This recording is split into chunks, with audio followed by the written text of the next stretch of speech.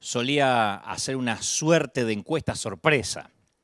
Entonces preguntaba, si se les diera la opción de morirse hoy e ir al cielo, o esperar 10 años, ¿cuántos de ustedes elegirían esperar 10 años? O en su defecto morirse hoy, ¿no? Y el 99% quería esperar 10 años, obviamente. Entonces, como dijo alguien, lo que hace que algunos ateos no crean en nuestro producto es que los cristianos vivimos predicando lo bueno que es el cielo, pero nadie tiene apuro en llegar ahí. Y lo que sucede es que a pesar de que este mundo no es perfecto, a la mayoría de nosotros nos gusta nuestra vida aquí. Y soñamos con cosas que queremos hacer y que todavía queremos disfrutar, tiempos con la familia, con los amigos. La vida puede ser dura, puede ser difícil, pero nos resulta familiar y conocida. Y el cielo es bueno, pero es desconocido, es inquietante. Y hay muchas películas en las que alguien muere por error y el guión hace o muestra que llega al cielo y le dan la oportunidad de regresar a la tierra, una segunda oportunidad, y el hombre lo agradece, ¿no? La persona lo agradece. De hecho, en 1978 hubo una muy famosa película llamada El cielo puede esperar, donde el personaje se le permitía volver a lo conocido y él estaba muy agradecido. Es más, yo te confieso que hasta hace algunos años yo tampoco pensaba mucho en el cielo y mucho menos anhelaba ir, no estaba apurado por ir. Pero, sin embargo, empecé a pensar mucho en ese tema cuando mis hermanos fallecieron y la partida de mi madre hace 5 años me obligó a contemplar nuestra mortalidad, nuestra finitud. Estamos acostumbrados a la vida, bueno, porque se supone que es lo normal. Como dice un querido autor, ¿por qué Dios habría de darnos un compañero en la vida para luego llevárselo? ¿Por qué Dios llenaría una cuna para luego vaciarla? Dormir solo en una cama para dos, movernos por la casa en medio de un aplastante silencio, y el resto del mundo sigue girando, sigue adelante, pero nosotros sentimos que no podemos. Nosotros que sí conservamos el aire, que no nos tocó morir, no sabemos cómo hacer para seguir respirando. Pero antes de avanzar, antes de transmitirte lo que creo Dios puso en mi corazón para decirte, yo quiero dejarte claro que no voy a llenarte de frases hechas, de clichés, tratando de subestimar tu dolor. Yo sé exactamente lo que demanda la transición de un duelo.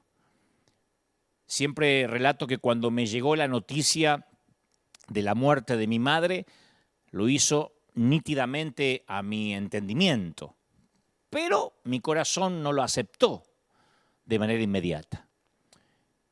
Evidentemente necesitaba tiempo, ¿no? Y como dice el querido monje benedictino Mamerto Menapace, ambas realidades tienen ciclos diferentes. Ahí es cuando comienza una inmensa peregrinación que dicen que es la más larga del ser humano, pero tiene apenas 40 centímetros. Pero a veces se gasta la vida entera sin concluirla, la distancia que va desde la cabeza al corazón, unos 40 centímetros. Del saber a aceptar. Del conocimiento al sentimiento profundo. Por eso cuando nos enteramos de una muerte cercana, a veces el llanto no aflora en el momento mismo del shock. Viene después, en su momento justo, ¿no? Cuando el corazón tiene el suficiente sosiego como para comprender, como para aceptar. Cuando la presión de un acontecimiento es demasiado grande, uno necesita válvulas de escape que permitan que las emociones vuelvan a su cauce normal. Y dicen por ahí que las alegrías cuando se comparten se agrandan, se multiplican. Por eso uno quiere compartir todo lo que tenga que ver con felicidad. Y en cambio con las penas es al revés. Al compartirlas se achican, se dividen por la mitad mínimamente. Tal vez lo que sucede es que al compartir el dolor, lo que se dilata es el corazón. Y un corazón dilatado está mejor capacitado, mejor defendido para que las penas no lastimen por dentro. Y hoy pretendo, aunque sea torpemente, en un intento torpe, tratar de compartir tu dolor para que tu corazón encuentre, antes que termine este mensaje, ese sosiego anhelado. Este querido monje que te mencioné recién, Menapace, que por cierto es muy querido en la Iglesia Católica Argentina, suele contar que en la memoria monástica hay una antigua anécdota que da vuelta hace años, que en algunos monasterios los hermanos mueren reconfortados y en otros monasterios mueren intoxicados. Y esto último suele suceder donde se le tiene miedo a la muerte. Y la explicación es muy sencilla. En el primer tipo de monasterios, cuando un monje entra en su etapa terminal, sus hermanos se le acercan y lo animan, recordándole que hemos venido preparándonos para esto, que desde que nacimos sabíamos que nos íbamos a ir. Le explican que la muerte, o le recuerdan, ¿no?, que la muerte es el fin lógico que esperamos o que esperan los cristianos. Que hay que tener valor, afrontarlo como algo importante. En cambio, en el segundo tipo de monasterios, la sensibilidad lleva a todos a querer colaborar, aliviar el dolor, ¿no? Ayudar a suprimir los dolores del trance. Entonces cada uno trae su consejo y su receta infalible. No, hermano, toma este jarabe que a mí me hizo muy bien. Prueba este té de hierbas que te va a hacer muy bien. Toma este brebaje total, no se pierde nada con que lo tomes. Y resultado, ambos mueren por igual, excepto que uno lo hace consolado espiritualmente y el otro intoxicado físicamente. Por supuesto que la anécdota es una ironía, pero refleja cómo en ocasiones los seres humanos solemos luchar contra lo inevitable. En los años 70, un tal Ernest Becker escribió un libro llamado La negación de la muerte. Y su tesis era que los seres humanos acomodamos nuestra vida en torno a ignorar, a evitar o reprimir el hecho más irrefutable del mundo, que todos vamos a morir. Y él explicaba en el libro que el deseo de negar la muerte es la razón de nuestra adicción al trabajo, a la aprobación de la gente, a la obsesión por la seguridad.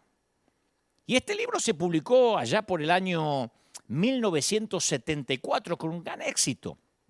Y ese año Becker ganó el premio Pulitzer y se hizo famoso, ¿no? Que es el premio más alto que se da en la literatura. Y ese año también se enteró que tenía cáncer. Y ese año se volvió a Dios. Y ese mismo año también murió. Entonces la vida es buena, ¿no? Por eso compramos seguros de vida. Pero ¿qué tenemos que hacer para cobrarlo? Morir. Entonces, en realidad es un seguro de muerte, pero nadie le dice seguro de muerte porque no se lo venderían a nadie. No lo llamamos de esa manera porque sería deprimente. Te venden un seguro de vida, aunque sabemos que es un seguro de muerte. Y hemos tratado, como decía este autor, de negar la muerte, de extraer de nuestra vida cotidiana la presencia de la muerte de todas las maneras posibles. De hecho, hubo muchísimos cambios en el lenguaje que fueron trazados por la industria a lo largo de los años. Fíjate que al difunto se lo transforma en lo que ahora llaman un carruaje y no ya un coche fúnebre. El ser querido, nunca el cadáver, el ser querido, se va a exhibir en una sala de reposo, ya no en una sala de velatorio porque tiene mala prensa. Por muchos siglos los muertos se enterraban en sitios que llamaban sepulcros, pero hacían que la muerte pareciera demasiado seria, demasiado irrevocable. De modo que en el siglo XIX apareció el cementerio como tal, por primera vez, que viene de la palabra griega que significa un lugar para dormir, no un lugar para morir, un lugar para dormir. Pero después de un tiempo, cementerio también empezó a sonar muy deprimente. Así que ahora el lenguaje de preferencia es parque conmemorativo. O le dicen jardín familiar. No es que te podés ir al jardín familiar, hacerte un asado con la familia. No, pero es un jardín familiar que está lleno de parcelas. Los sepultureros se han convertido en directores en pompas fúnebres. Las salas funerarias se llaman ahora capillas ardientes. Es la palabra muerte la que tiene que evitarse tanto como sea posible. Aun cuando parezca imposible de evitar, los que trabajan en esta industria dicen no mencionemos la palabra muerte porque tiene mala prensa. Se cambió el certificado de muerte. Antes se decía, busqué un certificado de muerte de fulano por una herencia, por lo que sea, por acta de defunción. Y si al ser querido se lo incinera, se le debe entregar a la familia una urna con los restos. Está prohibido decir las cenizas, porque suena feo. Acá están las cenizas de su tío. No, son los restos. Entonces, de ahí surge el embalsamar, la cosmetología de los muertos, que se convirtieron en industrias enormes. Y todo tiene un fin, una meta. Nos protegen de tener que ver lo que la muerte le hace al cuerpo. Yo, de hecho, he visto muertos más lindos que cuando vivían. Dije, en la vida estuvo así de bañado y perfumado y vestido. Yo leía que el primer cementerio de Estados Unidos fue tan hermoso que durante muchos años fue la principal atracción turística de Boston, ¿no? Su parquización, la manera en que los ingenieros y los arquitectos lo diseñaron. Y cuando se quiso crear el Central Park en Nueva York, se tomó ese cementerio como modelo. Y los arquitectos dijeron, ¿por qué no copiar todo el paisaje, pero sin las tumbas? Y desde más o menos ese día, yo creo que seguimos intentando copiar todo el paisaje, pero sin las tumbas. Como que no queremos ver las tumbas.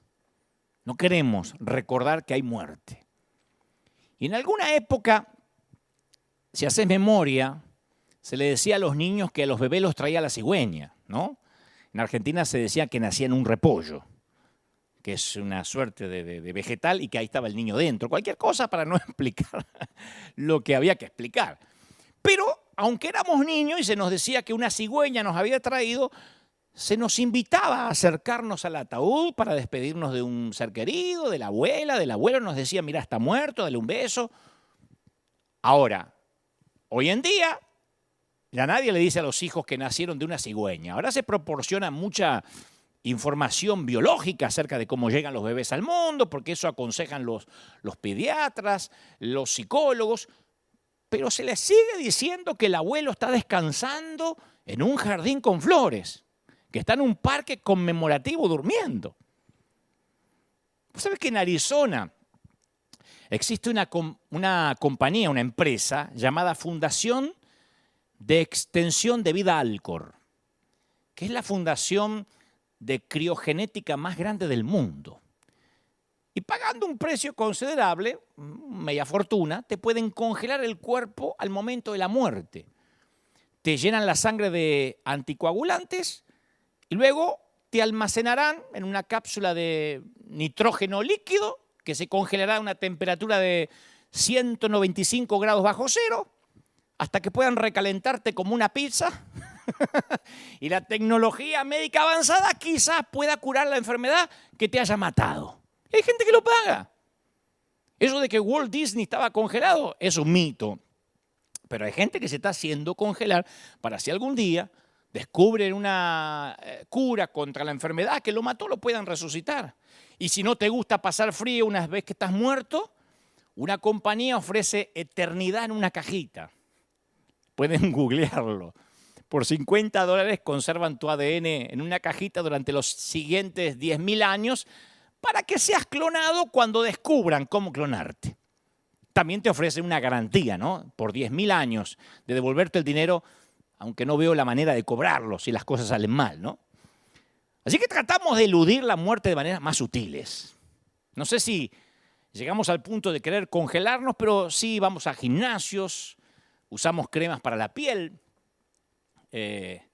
técnicas quirúrgicas, dermatólogos, cinturones gástricos, dietas, medicamentos, vida libre de suegras, suegra free.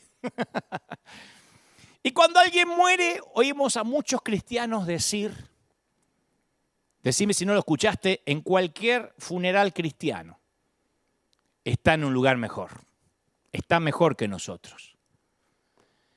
Pero antes de morir, esos mismos cristianos tratan con toda su fuerza de orar para que no se vaya a ese lugar mejor. Queremos que se la aguante acá con el resto. Después que se fue a un lugar mejor. ¿Y entonces por qué hacíamos cadena de oración para que no se vaya a un lugar mejor?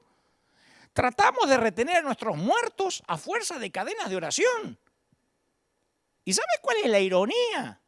Es que le oramos al mismo Dios al que creemos cuando dijo que el cielo es un lugar 1000 veces mejor que acá.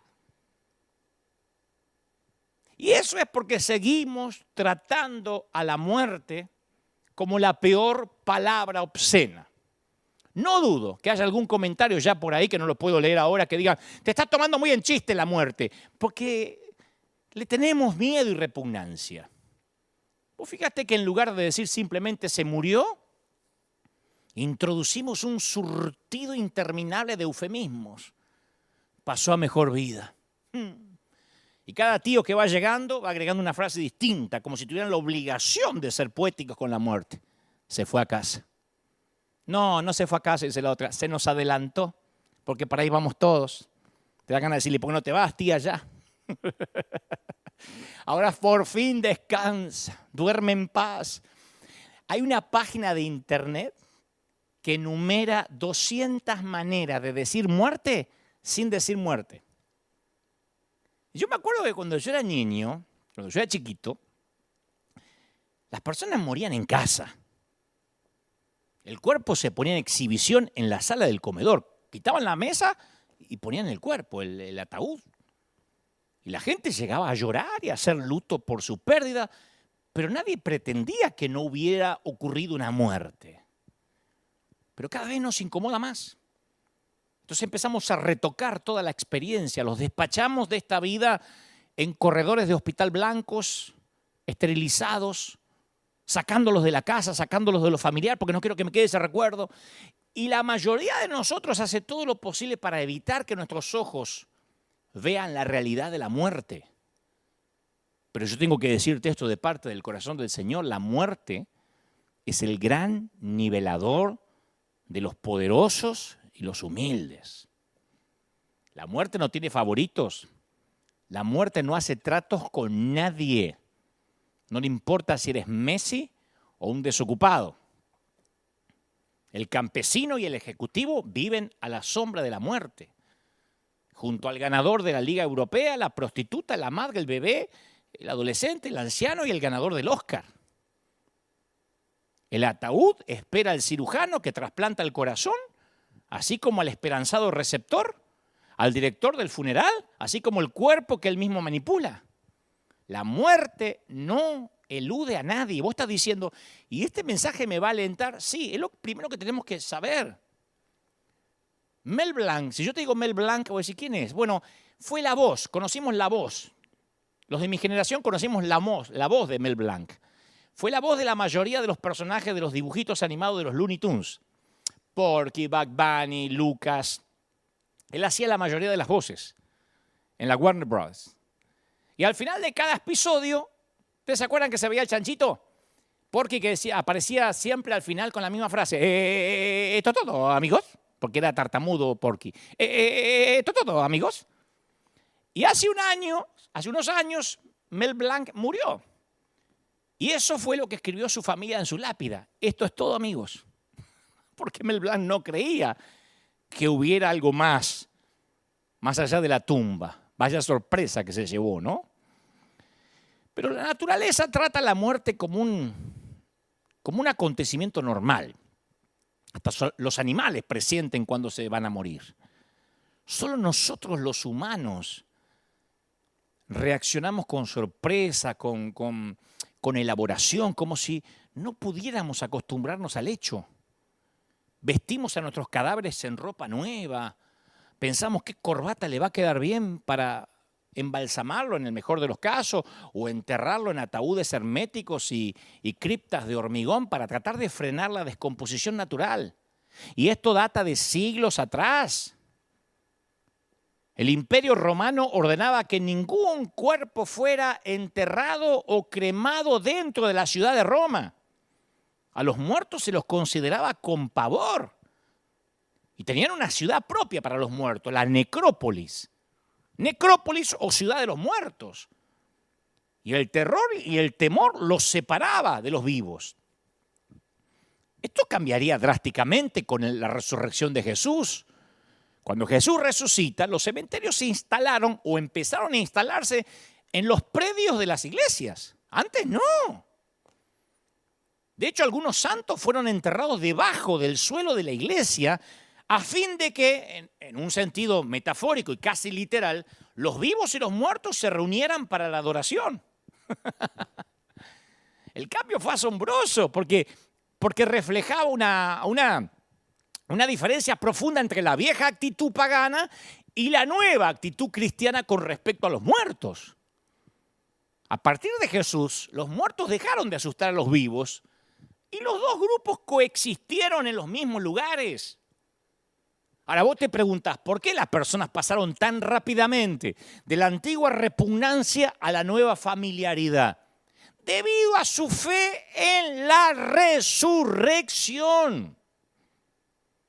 Debido a que Cristo mostró que resucitó, pero por alguna razón corren los años, nos olvidamos y volvemos a sentir aquella repugnancia y miedo por la muerte.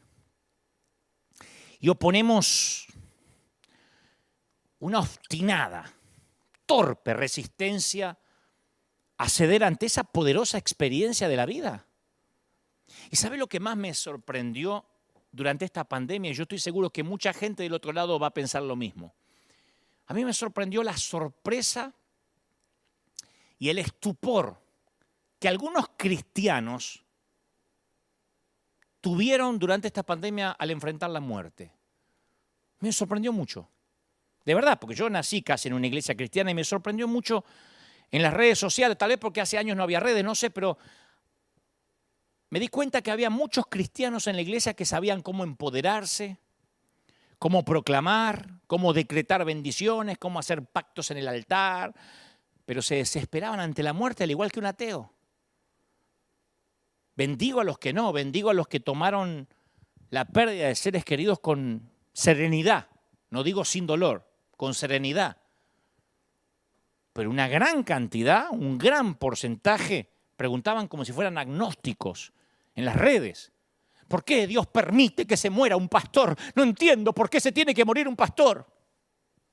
¿Por qué este virus se está llevando a la gente buena? Decían un montón de cristianos, como si la muerte solo pudiera llevarse a la gente mala. Por años dijimos, para el cristiano, la muerte simplemente es un cambio de domicilio, ¿o no? Pero es como que de repente viene un virus y nos olvidamos eso, de que la muerte es un cambio de domicilio. Esta es la promesa de Cristo en Juan 14:1. No se turbe vuestro corazón.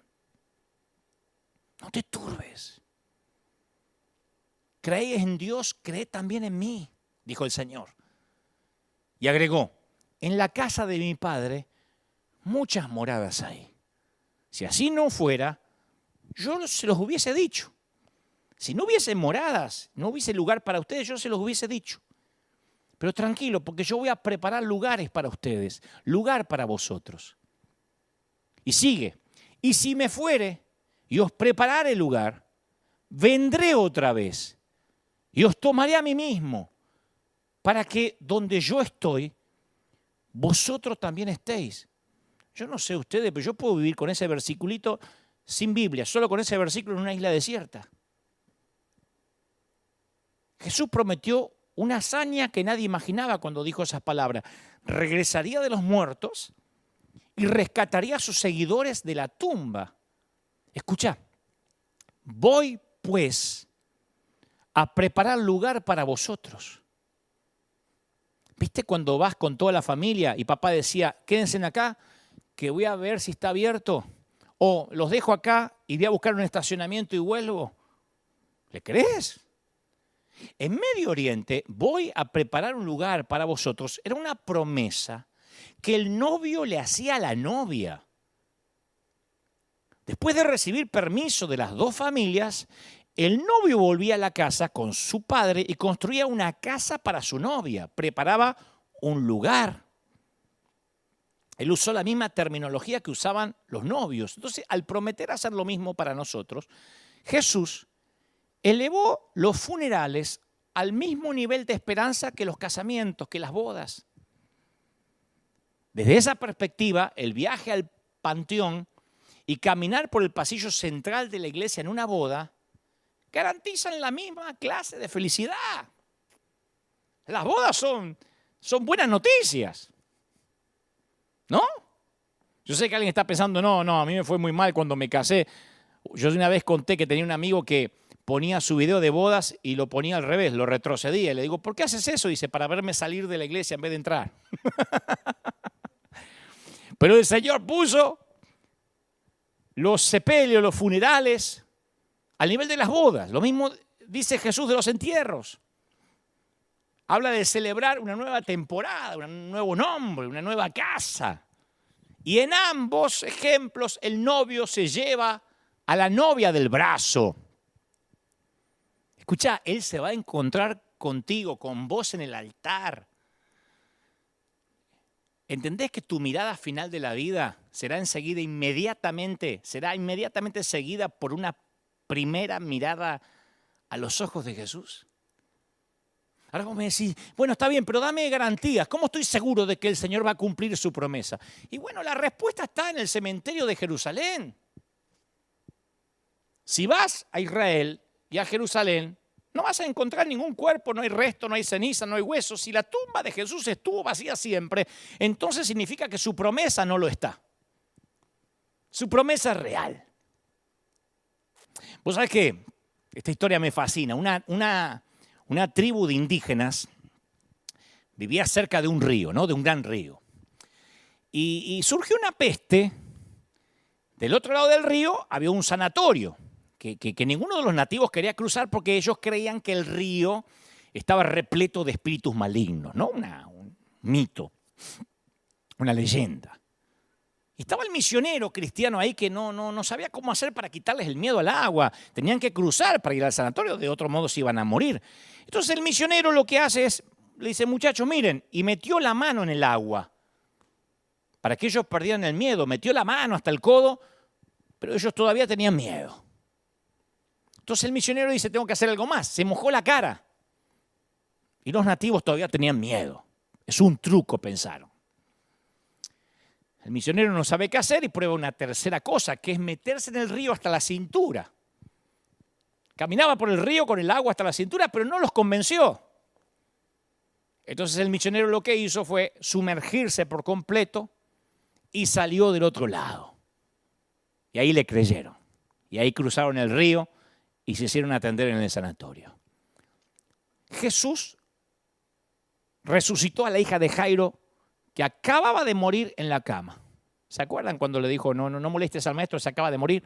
O sea, metafóricamente metió la mano en el agua de la muerte. La gente no le creyó. Luego resucita al hijo de la viuda de Naín, que estaba dentro de un ataúd.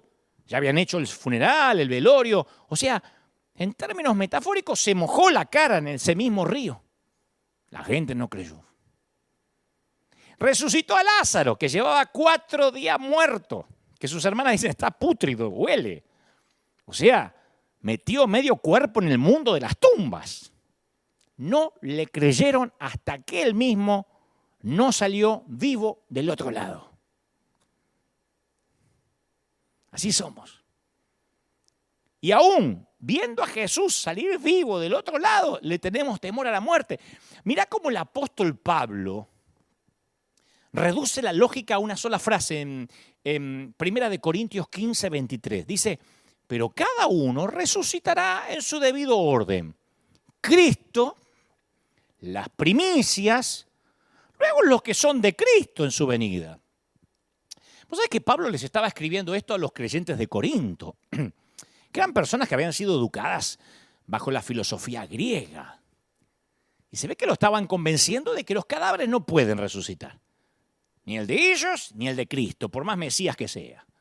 Entonces el apóstol Pablo, con la misma insistencia de un abogado en los argumentos finales, repasó los hechos. En 1 Corintios 15:4 es maravilloso cómo se relata. Dice Pablo, a ver, Jesús resucitó el tercer día. Se le apareció a Cefas, o sea, Pedro, ¿no? Y después los 12. Después a más de 500 hermanos a la vez. 500. Y Jacobo. Y después a todos los apóstoles. Y al último de todos me apareció a mí. Pablo estaba diciendo, gente, hagan una fila con los testigos. ¿Tienen dudas? Llamen uno por uno. Que cada persona que vio al Cristo resucitado lo diga acá. Caso cerrado. Pablo dijo, hay más de 500 testigos que están dispuestos a hablar. ¿Ve la lógica de Pablo? Si una persona dice que tuvo un encuentro con el Cristo resucitado después de la cruz, bueno, capaz que, viste, le dio mucho al Malbec mendocino, viste, capaz que está hablando estupideces. Ya si 12 personas ofrecen declaraciones, bueno, considéralo histeria de grupo, viste, capaz que, viste, uno dice una cosa, otro la repite, pero 50 gente, 50 personas, 100, 300. Cuando el testimonio se extiende a cientos, la incredulidad se convierte en creencia, ¿o no?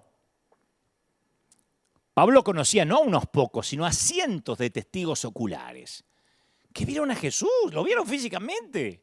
No es que habían visto un fantasma o experimentaron una epifanía. No. ¿Viste que a los costados de la tumba, de un ataúd, se dan elogios que incluyen frases como Él va a seguir vivo para siempre en mi corazón? Bueno, los seguidores de Jesús no estaban diciendo eso. Ellos vieron a Jesús en la carne. Por eso no hay que temer a la muerte, porque nuestro último momento no es el peor. La creencia griega estaba errada. 500 testigos dejaron un testimonio que todavía resuena. No hay peligro en la muerte. Escuchá, no hay peligro en la muerte. Lo diré otra vez, no hay peligro en la muerte. Tenemos que morir con fe, con dignidad, enteros, serenos. Tenemos que permitir que la resurrección penetre en nuestro corazón y defina la manera en que miramos a la tumba. Jesús nos otorga el valor para tomar el último tren a casa. Aun cuando yo pase, dice el Salmo 23:4, dice David, aun cuando yo pase por el valle de la muerte, cuando lo atraviese, no cuando me quede a vivir, no cuando muera ahí, cuando lo atraviese, no temeré, porque tú estás a mi lado. Claro, la idea de enfrentarse a lo desconocido es lo que asusta, ¿no? Así que, con la Biblia como nuestra guía, vamos a intentar en lo que queda del mensaje de sacar a la muerte de esa oscuridad aterradora, ¿no? De una vez por todas. Vamos a perder el respeto, ese respeto que no debimos haberle tenido nunca, teniendo a Jesús. Fíjate que la Biblia no teme hablar de la muerte y la llama por lo que es. Palabras como morir, muerte, cientos de veces aparecen en la Biblia. Y yo creo que el versículo más bello de la Biblia en cuanto a la muerte de la gente de Dios, claro, está en el Salmo 116:15. Dice, es dulcísimo. Yo lo solía usar en los funerales, en las despedidas de la gente en la última estación de la vida. Al Señor le conmueve profundamente, le conmueve la muerte de sus amados. No dice que le pone triste, le conmueve, como nos conmovemos ante un nacimiento.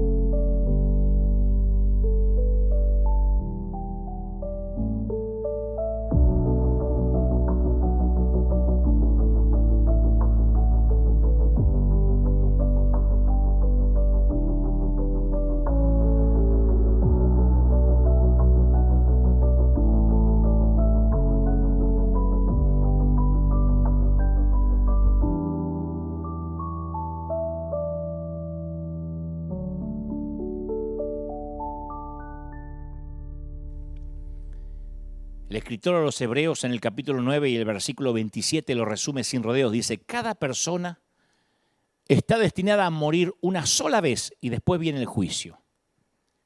Entonces tenemos que entender esto. Mirá, la cuenta regresiva para la muerte no empieza desde un análisis de COVID que te da positivo. Con la metástasis, con el cáncer, con, no sé, la leucemia. Comienza cuando uno nace. Ahí empieza la cuenta regresiva. Vos y yo estamos muriendo en este mismo momento. Dado ese hecho, ¿cómo es posible que la Biblia trate la muerte de los cristianos de una manera tan natural? Bueno, la respuesta está en esta paradoja. Escucha, aunque la muerte comienza cuando nacemos, la vida comienza cuando nacemos de nuevo mediante la fe en Cristo.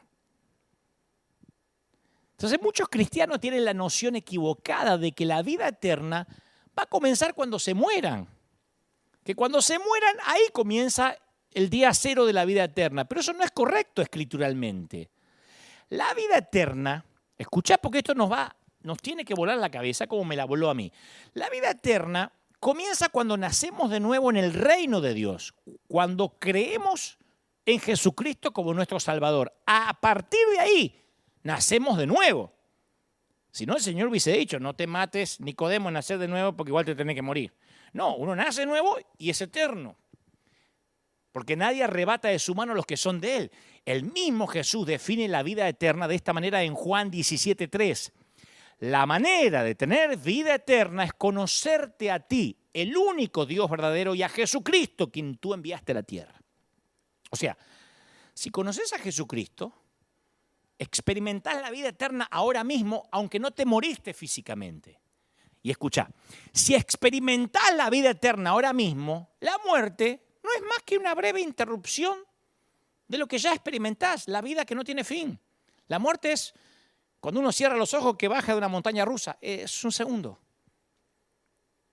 Vos me decís, no, lo estás subestimando. Mira, el Nuevo Testamento está lleno de pasajes que transmiten esta perspectiva natural, transitoria de la muerte.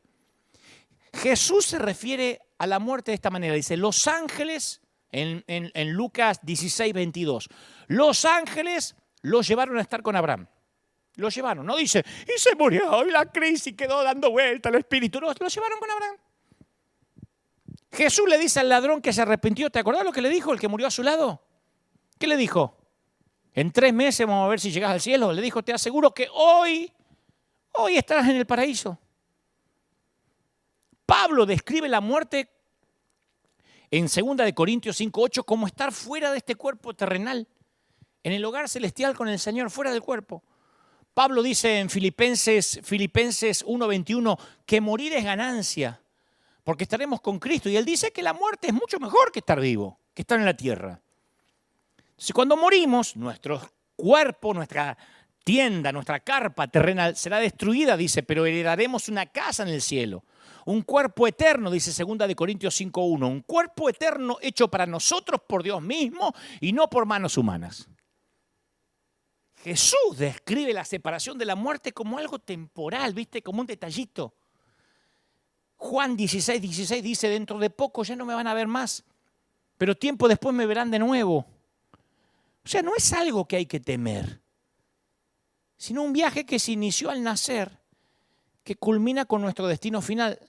Un viaje normal. Los ateos, los que no creen en Dios, solo se reúnen para despedirse para siempre. Los cristianos se despiden para reunirse otra vez. Hasta la próxima. Y hay una diferencia abismal entre estas dos perspectivas. Como lo señala Pablo, no tenemos que entristecernos como los que no tienen esperanza. 1 Tesalonicenses 4:13. Él va más allá. Yo te dije al inicio del mensaje, te entiendo que estemos tristes, que estés triste. Pablo dice, no tenemos que entristecernos como los que no tienen esperanza. No hay que entristecerse. Voy a decir, che, pero qué sangre de pato tenía este Pablo, ¿eh? Qué desalmado. Él dice, no, pero no veo la razón para entristecerse. Menos él, que había estado en el tercer cielo, dijo, no, te aseguro que no hay razón para entristecerte. Así será contigo y conmigo. No simplemente vamos a ser teletransportados al cielo. Los ángeles nos van a escoltar a casa. Y no es un deseo, es una verdad bíblica que se aplica a los cristianos. El día que se cierre el telón de esta vida, los mensajeros de Dios te van a llevar en el último viaje. Y en el momento en que pongas tus ojos en tu hogar eterno, un ángel va a estar ahí para compartir tu alegría. A medida que te das cuenta que toda dolencia desapareció, un ángel va a estar ahí para reírse contigo. Dios tiene un ángel asignado para llevarte a casa. Siempre me acuerdo las palabras de un gran misionero, Clemens, Frederick Clemens, que murió en Argentina, que estaba rodeado de sus discípulos, de sus pastores que él había levantado, y presuntamente él veía ángeles que lo venían a buscar y dice, ya me llevan a casa. No hable, don Federico, no se canse, no se esfuerce. Él decía, vale la pena gastarse para Dios. Ay, vale la pena gastarse para Dios. Fueron sus últimas palabras. En vista de esta certidumbre, ¿cómo vamos a tener miedo? Una niñita enferma de cáncer le preguntó a su mamá, mamá, ¿cómo es morir? ¿Me va a doler? Y la mamá pensó por unos minutos y dice, mira, ¿vos te acordás cuando eras chiquita y jugabas mucho y te quedabas dormida en la cama de mami? Y después te despertabas al otro día y de alguna manera estabas en tu cama, ¿no? Sí. Bueno, no llegaste mágicamente ahí.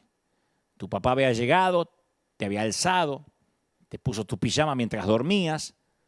Mi amor, así es la muerte. La muerte es despertarte en tu propia habitación. La muerte es despertarte en tu propia habitación. Yo pienso que no hay ningún versículo de las Escrituras que nos da una imagen más consoladora que el Salmo 23:4, que se cita en todos los funerales, sean católicos, adventistas, testigos de Jehová, protestantes, conservadores, reformados, pentecostales, aunque atraviese el valle de sombra y de muerte, no temeré mal alguno porque tú estarás conmigo. Para los cristianos todos los problemas son temporales y las bendiciones son eternas. Para los que no tienen a Cristo, las bendiciones son temporales, el auto, la casa, el yate, y los problemas son eternos.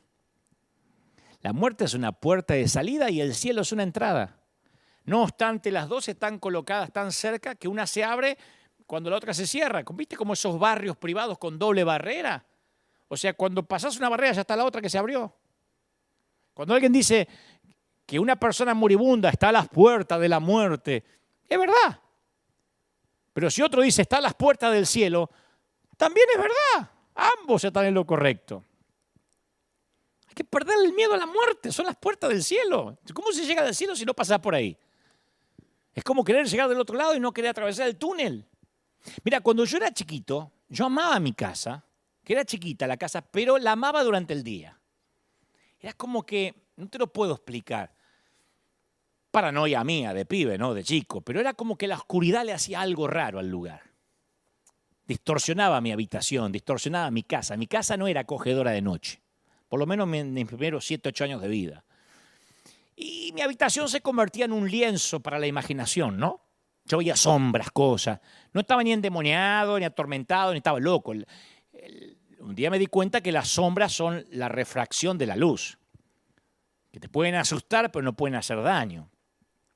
Y había un predicador que conducía a casa después del funeral de su esposa y él y sus hijitos estaban agobiados por el dolor dentro del auto. Y en lo que buscaba este papá consuelo, palabras de consuelo para sus hijos, los pasa por el costado un gran camión y la sombra cubre el auto. Y el pastor le dijo a los hijos, hijos, ¿qué preferirían que les pasara por encima, un camión o la sombra del camión? Y los chicos dicen, la sombra. La sombra no te hace ningún daño. Y el papá dice, bueno, hace 2000 años el camión le pasó por encima a Jesús para que hoy solo su sombra nos pase por encima. Y esta explicación para niños sirve para nosotros los adultos. Para el cristiano, la muerte no es más que una sombra. Ya no es ni la sustancia de nuestro temor, es un oscurecimiento momentáneo de la luz. ¿Viste? Cuando dice, ¡uy, se cortó la luz! Y no alcanzaste a buscar las velas y se volvió a prender. ¿Pasó eso alguna vez? Eso es. La promesa de Jesús para cada creyente es, dado que yo vivo, ustedes también vivirán. No podemos estar como cristianos poniendo, ¿qué pasa? ¿Cómo puede ser que la pandemia se está llevando gente, pastores? Y sí, es doloroso, pero no es raro. El Salmo 139:12 dice, ni siquiera en la oscuridad puedo esconderme de ti, Señor. Para ti la noche es tan brillante como el día. La oscuridad y la luz son lo mismo para ti. Bueno, eso nos tiene que alentar. Todos tenemos que enfrentarlo. Quisiera decirte otra cosa, pero en una vida marcada por citas con el doctor, cita con el dentista, citas con tu novia, hay una cita que ninguno puede eludir, la cita con la muerte. Víctor Frank hace referencia a una parábola llamada Muerte en Teherán. Está fascinante, es un cuento corto, Muerte en Teherán, que yo lo aprendí, me lo contaron cuando era adolescente, en la que un sirviente corre hacia su poderoso y adinerado amo, gritando que acaba de encontrarse con la muerte, la cual lo amenazó.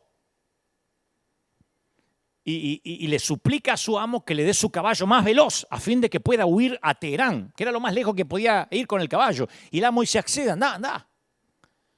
Y al volver a su casa, el amo se encuentra con la muerte y le pregunta, ¿por qué amenazaste a mi sirviente?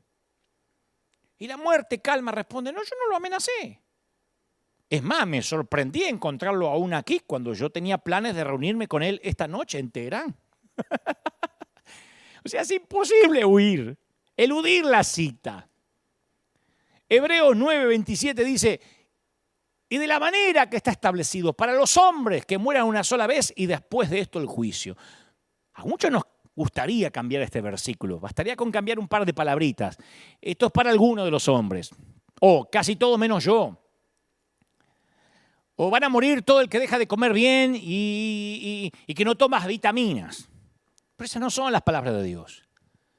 En su plan todos tenemos que morir. Aún los que comen alimentos orgánicos, se toman sus vitaminas, salen a caminar y se pierden la buena carne argentina. No estoy haciendo una apología de comer carne, pero digo, el que come carne argentina y el que come pasto todavía, ambos se van a ir. Uno más tarde que el otro, pero el ejercicio puede darte unos pocos latidos más, la medicina algunos respiros de más. Al final de la estación hay que tomar el último tren a casa. Por eso la mejor manera de enfrentar la vida es ser sincero acerca de la muerte. David lo fue. Es cierto, le dio muerte a Goliat, pero no se hizo ninguna ilusión en que iba a eludir al gigante de la muerte. Nos recordó que aunque pase por valle de sombras, aunque tengamos que enfrentar la muerte, no lo vamos a hacer solos. Escuchá la promesa de Jesús, vendré otra vez y os tomaré a mí mismo. Promete llevarnos a casa. No delega esa tarea. Jesús puede enviar misioneros que te enseñen, un flaco que te habla hasta por los codos como yo, ángeles que te protejan, maestros que te guíen, cantores que te inspiren, médicos que te curen, pero no envía a otro para que te lleve. Esa tarea se la reserva para sí mismo. Vendré otra vez y os tomaré conmigo. Es personalmente responsable de llevarte al hogar. No creo que esto se contradiga con que nos esperan ángeles, como dije, ¿eh?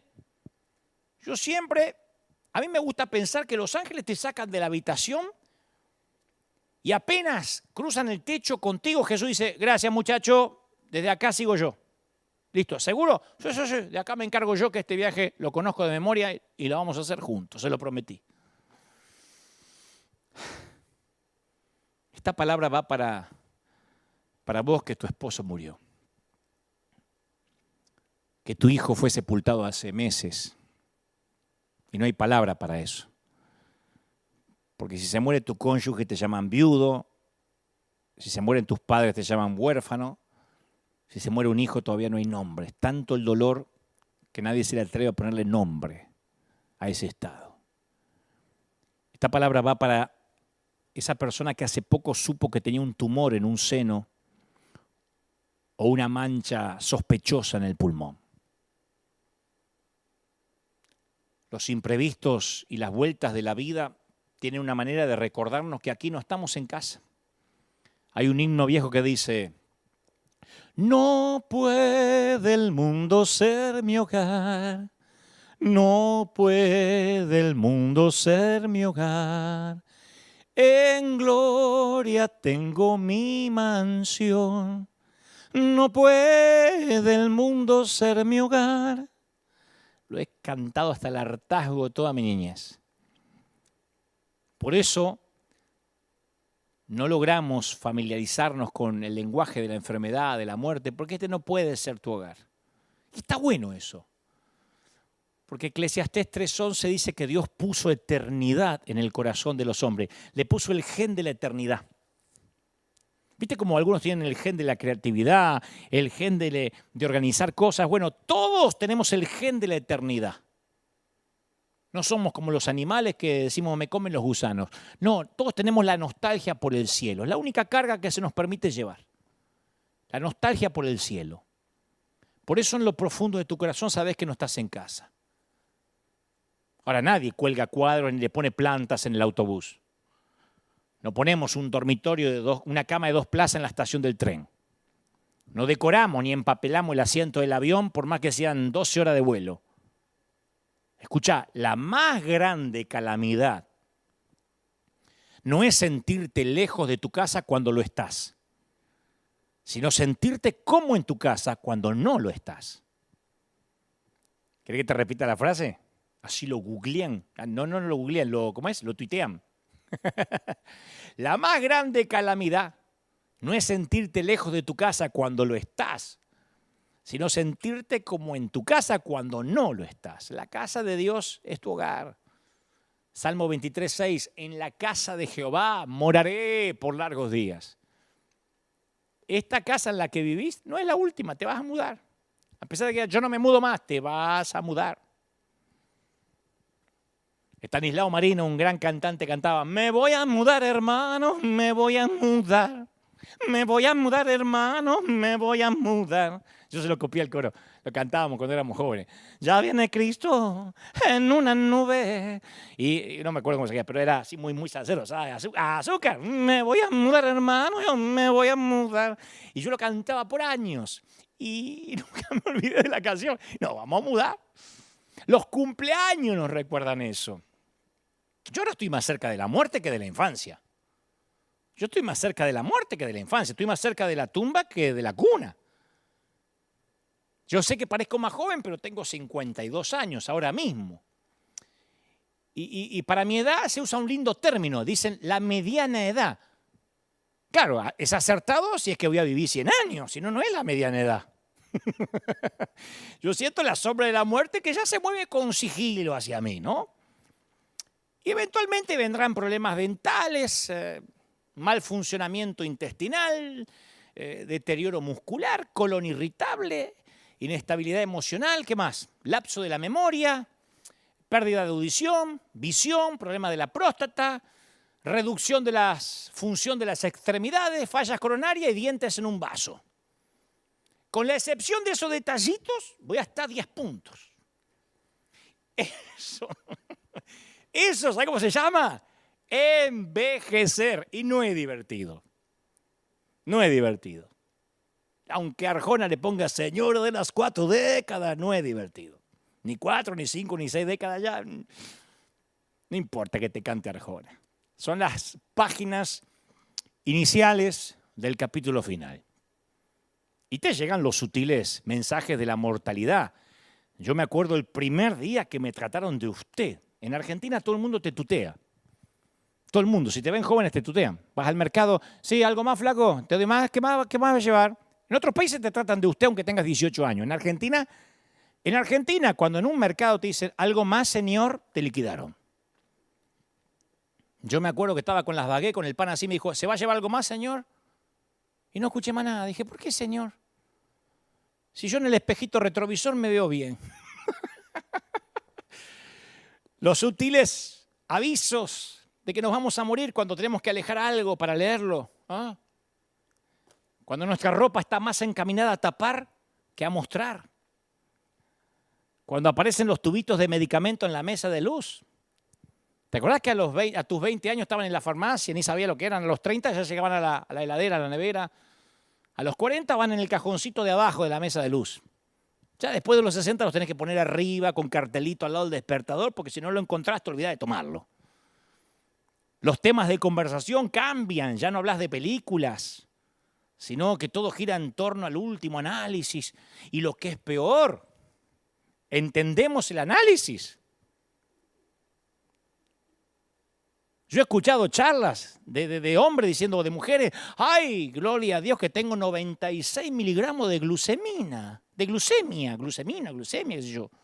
40% de hematocrito, ¡ay! Las plaquetas 209 y 7.2 de leucocitos.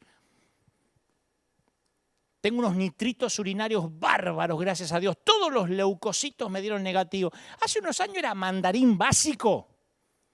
Ahora nos quedamos mirando y debatiendo el resultado del análisis como si leyéramos el mapa para encontrar el santo grial.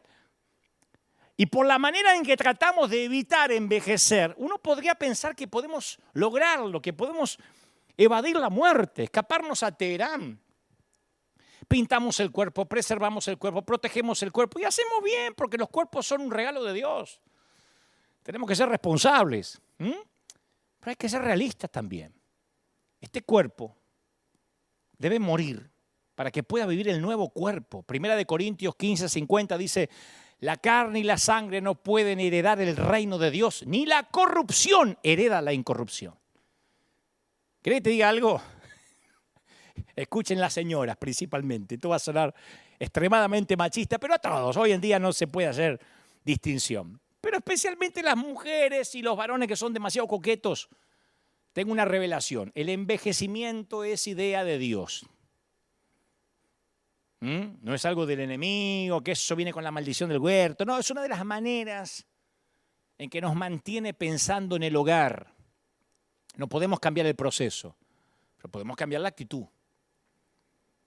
El genial Max Lucado tiene una suerte de poema que dice, más o menos así, ¿alguna vez alguien llora por el fallecimiento de un tulipán?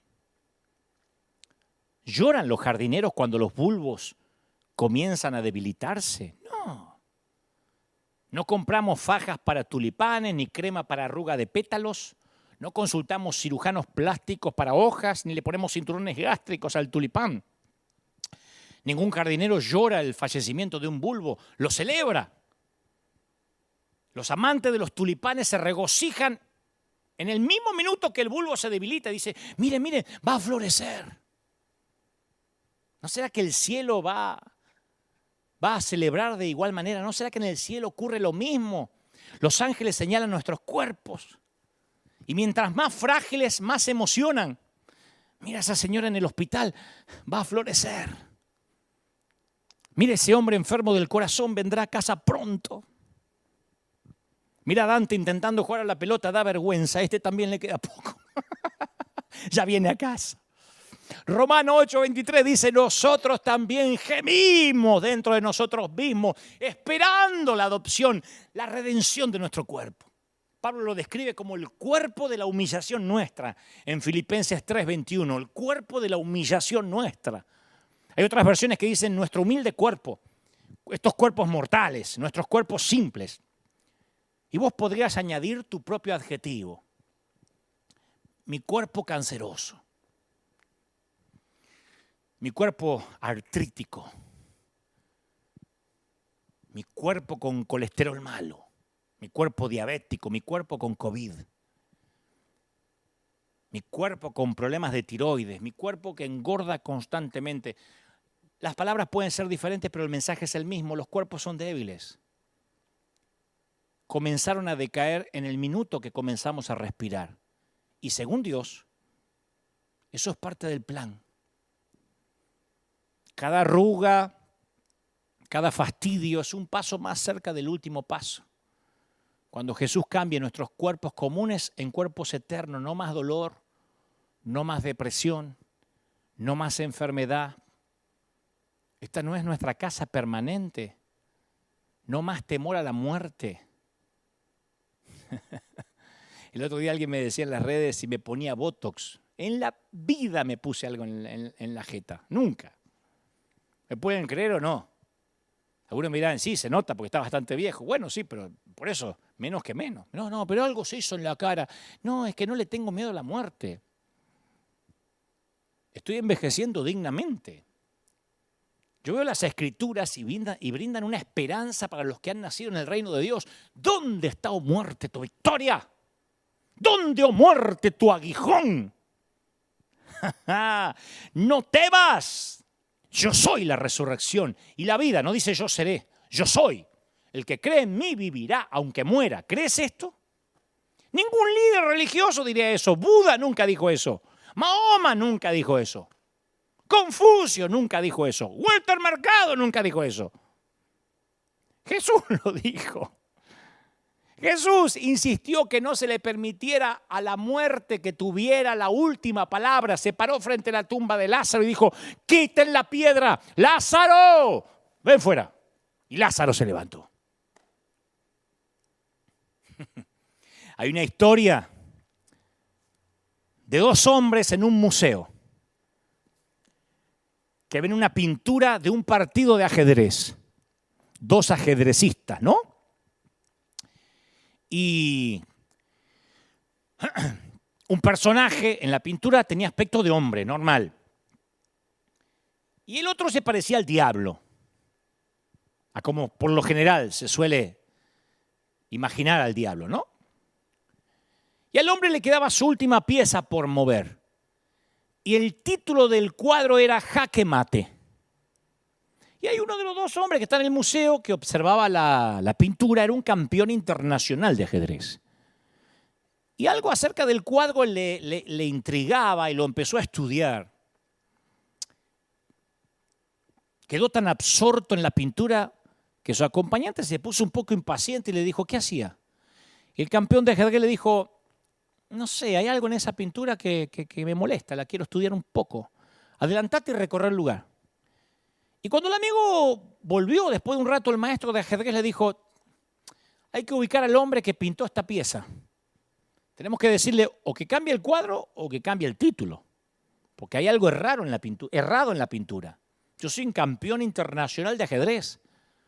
Y su amigo le preguntó, ¿y qué tiene de malo la pintura? Y el hombre le dijo, se titula Jaque Mate. El título está equivocado. Por lo que veo, al rey todavía le queda una jugada.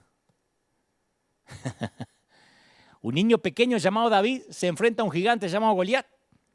David es tan chiquito que ni siquiera puede usar armadura de adultos. No puede sostener una espada para adultos. Es jaque mate. No. Al rey todavía le queda una jugada. A un hombre llamado Daniel lo lanza a una fosa de leones porque se niega a dejar de orar a su Dios. Los leones tienen hambre y él pasa toda la noche ahí. A la mañana el rey Darío lo llama y Daniel le dice que los leones se hicieron vegetarianos. Al rey todavía le queda una jugada. Un hombre llamado Moisés convence a una nación de esclavos oprimidos a huir del hombre más poderoso de la tierra en ese momento. Y el faraón se decide ir a buscarlos. Dice, tu abuela se van a ir de acá. Y ahora están todos los esclavos, los ex esclavos, a la orilla del Mar Rojo, que está frente a ellos, y atrás el ejército detrás. El ejército que los viene a liquidar. Y el pueblo dice a Moisés, ¿en qué estabas pensando cuando nos sacaste de ahí? Al rey todavía le queda una jugada. Un hombre llamado Jesús se dirige a Jerusalén. En el Viernes Santo las autoridades lo acusan, lo juzgan, lo azotan, lo golpean, lo cuelgan en una cruz para morir, lo tiran en una tumba para que se pudra de la misma manera que todo cuerpo humano lo ha hecho desde que entró la muerte en este tenebroso mundo. Un soldado romano dijo, eso es todo, amigos, esto es todo, amigos. Se terminó el espectáculo, no hay nada que ver, hora de ir a casa. Aquí no hay nada para ver. Pero estaban equivocados. No estamos equivocados. Jaque mate. No, al rey todavía le queda una jugada más. Yo quiero que entiendas que tu futuro, con quien se fue, con quien se adelantó, es infinitamente más grande que tu pasado con él. Yo sé que lo echas de menos. Es que la muerte a veces parece que se lleva demasiado. Claro, porque no sepultamos solo un cuerpo, sino el matrimonio que nunca se efectuó en ocasiones.